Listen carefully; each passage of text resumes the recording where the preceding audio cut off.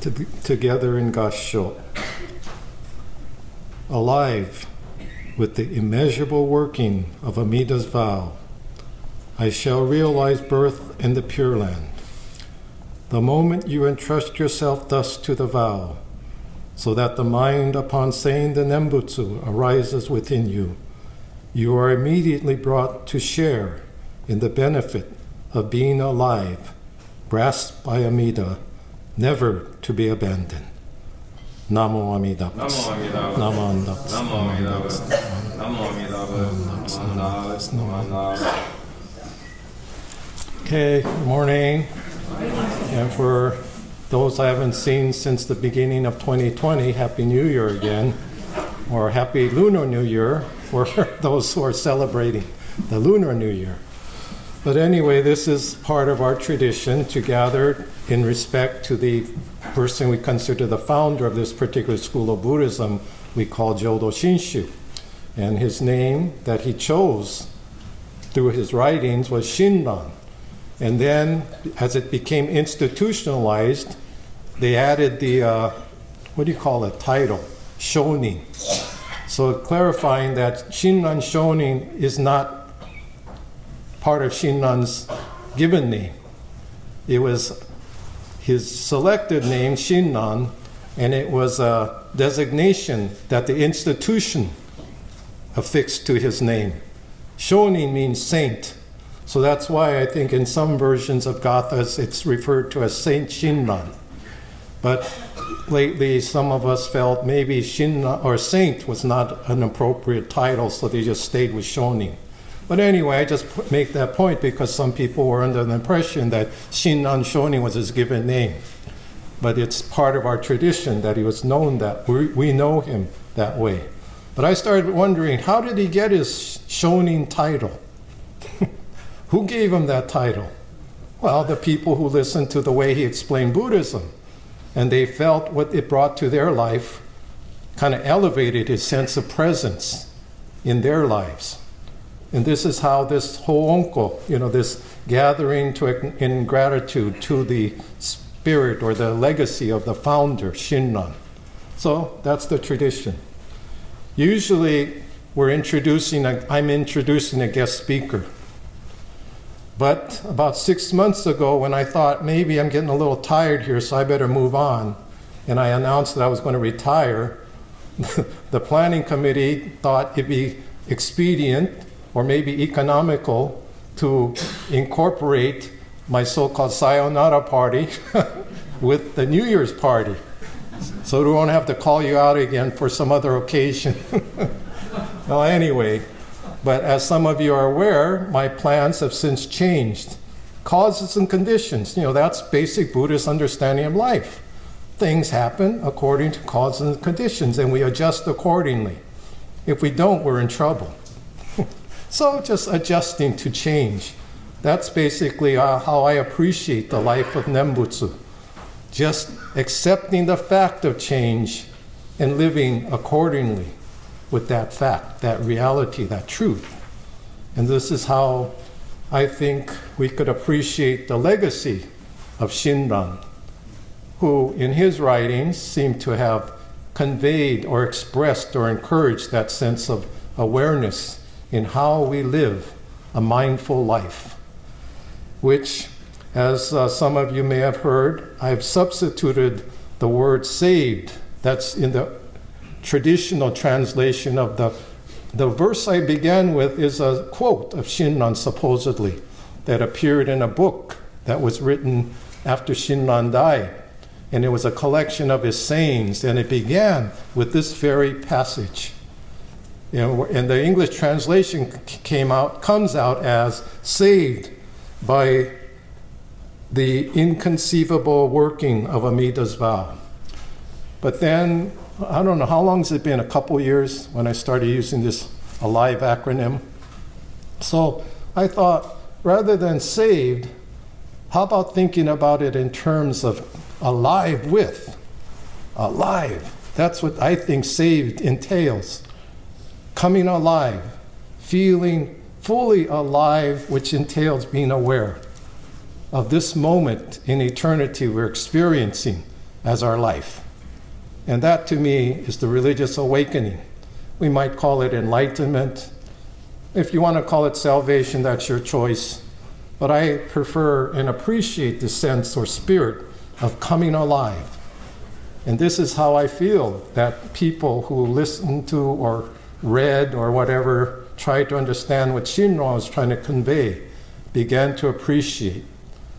Even his posthumous title, by the way, in the Meiji era, apparently, I don't know for what reason, but the Emperor Meiji, he was the emperor in Japan at the time of the change in Japan from the very isolated, medieval kind of warrior type of culture.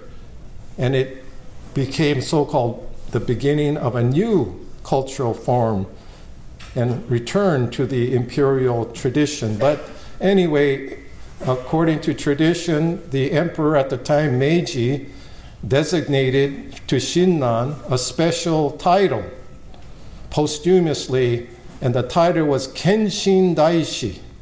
Kenshin, Ken is see, Shin is truth, Daishi, great teacher. So some 700 years after Shinran, somehow the emperor was advised or encouraged or even personally thinking the legacy of Shinran was of such significance that we should designate this special honorary title, Kenshin Daishi, great teacher, seer of the truth. But interestingly, Shinran, in his own writings, began to write and refer to himself, aside from Shinran, as Gutoku. Gutoku. He gave himself this title, Gutoku. And that translates as foolish, bald-headed guy. Gutoku. So how he saw himself was this foolish monk or priest. Whereas politically, the Meiji government felt that he's a great teacher, seer of the truth. So isn't that kind of interesting, the contrast of perspectives?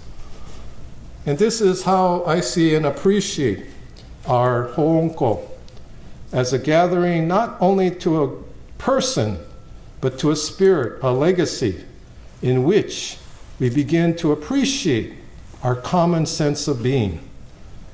This sense of being is the awareness that we are alive by virtue of immeasurable causes and conditions. That's what the word Amida means. Immeasurable life, immeasurable light. And if we can't relate to that, then probably the meaning of Shinran may not have any particular significance, meaning. But this is what this tradition is trying to cultivate, nurture within the followers of the tradition. Because in Japan, Hōonkō is considered the major Buddhist observance in the Shin Buddhist tradition, and it takes place over 7 days. Okay, so we're going to do it in, 45 minutes. But anyway, that's the changes of life, circumstances. But here we are to participate, to recall that spiritual legacy. And I think it's so neat here that at BCSF, we make this as like the annual celebration of the community. We come together and acknowledge each other's contributions to this tradition, to this community. And this is how we affirm the basic ideas of Buddhism, which is based upon taking refuge in the three treasures, the Buddha, Dharma, Sangha. The Buddha is the spirit of boundless wisdom, compassion, we refer to as Amida. Dharma are the teachings, the way that these insights, this sense of being is conveyed, in whatever language, whatever form. But it's all, in our tradition, basically condensed into the expression Namu Amida Butsu. In saying or living the Nembutsu, we are connecting with that sense of insight, the sense of being in oneness. And that idea of oneness is basically what the Sangha is, community. It's one. It's not My community, your community. It's community in common that we all share together. And there should be no exclusion, no walls, no boundaries. And isn't that what life is? No boundaries. Where do the boundaries occur? In our heads, in our conditioning, that we create these separations from what sometimes is referred to as an ego-centered view, just seeing things my way. People who agree with me are good people. Well, listen to the Padas. You know what POTUS stands for, right? I mean, his view of the world is so fragmented, so narrow. Well, in my saying that, he's saying I'm fragmented too. I just see things my way. It just doesn't happen to coincide with the president. But that's his view, that's his circumstance, that's his, I won't say karma, but it's the nature of his being. But this is the opportunity for us to stop and reflect, not in self-righteousness, but with a sense of gratitude for the insight, the life and light that Shinran shared to help us develop a broader, more open perspective. And this is how I appreciate Shinran, not because I say the Nembutsu, I got a job promotion, or I hit the jackpot at Grattan, or whatever, or cured my illness. The gratitude is not for things or even situations that benefited me personally. But the deeper sense of appreciation is the awareness that the light of Shinran's teachings have opened my eyes to be able to better appreciate. And so that's the basic theme of Hōonkō, a gathering in appreciation for the indebtedness of the spiritual legacy of Shinran. Kenshin Daishi, seer of the truth, the great teacher. So that's how I relate to Hōonkō. And I was thinking, usually I'm introducing a guest speaker, and I'm always thinking to myself, I hope he doesn't say anything weird, or I hope he doesn't talk too long. So I'm still worried about what this guy's going to say and how long he's going to go on. But I have a sense of responsibility for our comfort, that we can go on to enjoy the celebration that brings us together this morning, again, in indebtedness, in gratitude for the spiritual legacy that we have found ourselves somehow interconnected to or appreciative of. Okay, but I thought just for the sake of novelty, I've been carrying this around for I don't know how long, and I thought to maybe suggest it to Mrs. Abiko if the choir might want to try it. These are lyrics that a friend of mine, Reverend Bob Ushta and Tom Okamoto, came up with decades ago. And the lyrics are sung to the tune of, well, this is a generational thing, but I don't know if you remember Breaking Up Is Hard to Do. You know that song? Okay, and who wrote it or who sung it? Who popularized it? Huh? Who said that? Oh, okay. Calvin. I guess you're old enough then. That ages you definitely. Neil Sedaka. Does the YAO people know who Neil Sedaka was? Or Scouts?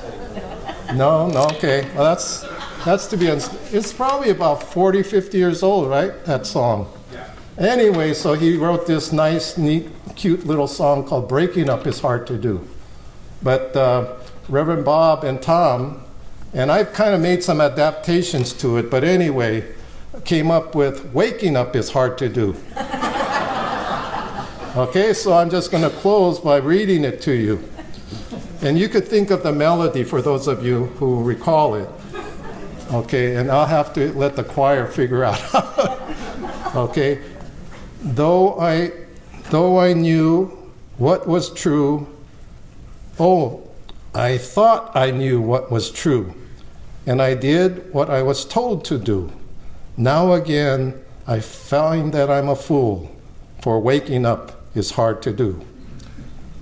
Though I thought I knew just was right, and I tried and tried with all my might, now I found again that it's not true, for waking up is hard to do. They say that waking up is hard to do. Now I know that it's true. I tried to wake up, and then, instead of waking up, I find that I've been faking up again. Oh, why can't I just see the light? It seems my life is just like just one long night. I think of all that I've been through. Yes, waking up is hard to do. Now I know that the easy path to truth, it's the way of Jodo Shinshu. Just live a life of Nembutsu, for waking up is done for you. Namu Amida Butsu. 日本語でこれを訳してください。Waking up is hard to do. 目覚めるは難しいです。そうでしょ？それが親鸞上人の目覚め。それまでは一生懸命修行したら仏になれる。救われるとか。でもそんなに20年かけてそれを修行して、それでも20年経って自分の心が全然開いてない。そういう暗さが目を覚めたのは親鸞上人です。それでその浄土真宗、浄土の道を歩んで、法然上人の導きで本当にそのありがたさが南無阿弥陀仏でと感じたと思います。だから親鸞上人は自分が偉いというようになって、自分が本当に感謝、法然上人のおかげで私が救われたとか、そういう喜びが浄土真宗と思います。ですからこの法恩庫はそういう喜びを表す習慣であると思います。どうか皆さん、こういう目覚めるは難しいですという、そういう精神、そういうありがたさが法恩庫の基本の心と思います。どうでしょう。南無阿弥陀仏しか唱えることができない凡夫であるから、それが謙信大師という名前が付けました。謙信、真実を見る偉い先生がその明治天皇の気持ちであったと思います。こういうことで今日のご正気法恩庫の話を終わらせていただきたいと思います。どうもありがとうございました。Alrighty, so where are we? Here we are. And I'll turn it back to Melissa for us to proceed with the rest of the program. That's why I was paying attention to the clock.